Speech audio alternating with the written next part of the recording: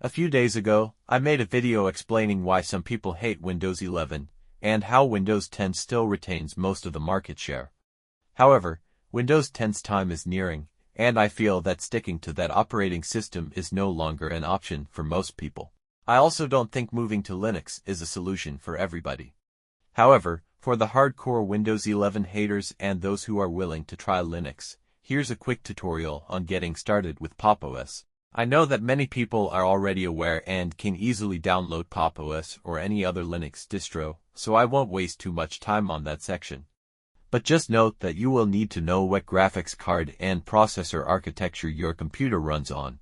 That may sound a little intimidating if you don't know what that meant, but it's really simple. Click the middle download button if you have a graphics card made by NVIDIA.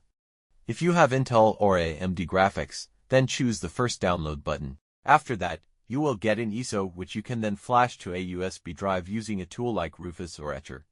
Once you've done that, boot to the USB drive using your computer's boot menu. After it's booted up, wait for the installer to load. If you get a not responding error message, quit the app and start the installer again.